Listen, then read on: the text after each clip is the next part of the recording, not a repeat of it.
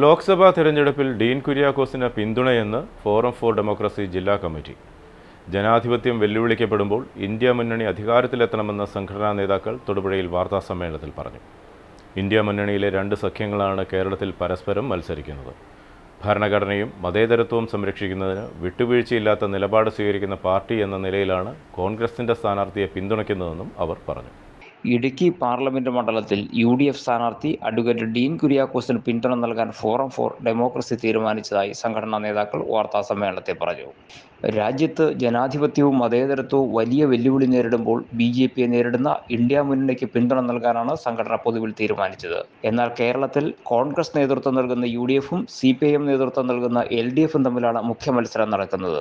RSS BJP ശക്തികൾ മൂന്നാം സ്ഥാനത്താണ്. മൗലികമായി ഇന്ത്യൻ ഭരണഘടനയും മതനിരപേക്ഷതയും ഉയർത്തിപ്പിടിച്ച പാരമ്പര്യമുള്ളതും ഇപ്പോഴും ഇതിനുവേണ്ടി വിട്ടുവീഴ്ചയില്ലാതെ പോരാടുന്നതുമായ പ്രസ്ഥാനം UDF ആണെന്ന് നേതാക്കൾ പറഞ്ഞു. അടുത്തു നടക്കാൻ പോകുന്ന ലോക്സഭാ തെരഞ്ഞെടുപ്പിൽ ഇന്ത്യയുടെ ഭരണഘടനയും മതനിരപേക്ഷ ജനാധിപത്യ വ്യവസ്ഥയും നിലനിൽക്കണമോ വേണ്ടയോ എന്ന് നിർണ്ണയിക്കപ്പെടാൻ പോവുകയാണ്.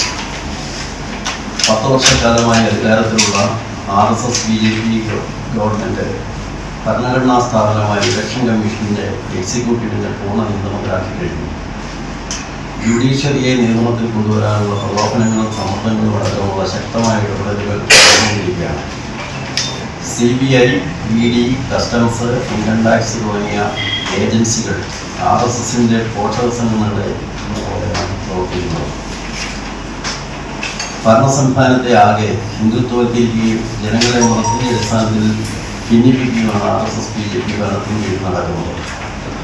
മുഖ്യമന്ത്രിമാരെയും പ്രധാന പ്രതിപക്ഷ പാർട്ടികളുടെ നേതാക്കളെയും കള്ളക്കേസിൽ കൊടുത്ത് അറസ്റ്റ് ചെയ്ത് ജയിലടച്ചും പ്രതിപക്ഷ പാർട്ടികളുടെ ബാങ്ക് അക്കൗണ്ട് മരവിപ്പിച്ചും പ്രവർത്തനങ്ങൾ തന്നെ തടയുന്ന അവസ്ഥയാണ് ഇപ്പോൾ ഉള്ളത്. ഒരു പുതിയ യുഗത്തിന് തുടക്കമിടുന്നു എന്ന് പ്രഖ്യാപിച്ചുകൊണ്ടാണ് മോദി അധികാരത്തിൽ വന്നത്. എന്നാൽ 10 വർഷക്കാലത്തെ ഭരണത്തിൻ്റെ ഫലമായി രാജ്യത്ത് തൊഴിലില്ലായ്മ, വിലക്കയറ്റം, പട്ടിണി എന്നിവയെല്ലാം വർദ്ധിക്കുകയാണ് ചെയ്തിരിക്കുന്നത്. കേന്ദ്രത്തിൽ ഒരു മതനിരപേക്ഷ ജനാധിപത്യ ഗവൺമെന്റിന്റെ രൂപീകരണം നടക്കുന്നത്. അതുകൊണ്ട് തന്നെ കേരളത്തിൽ UDFന് കിട്ടുന്ന സീറ്റുകൾ വളരെ നിർണായകമാണെന്നും നേതാക്കൾ ചൂണ്ടിക്കാട്ടി. വാർത്താ സമ്മേളനത്തിൽ സംഘടനയുടെ president PM Manuel, advocate Jose Joseph, advocate Jose Paliyath, doctor TA Babu, MC Mathew എന്നിവരാണ് പങ്കെടുത്തത്.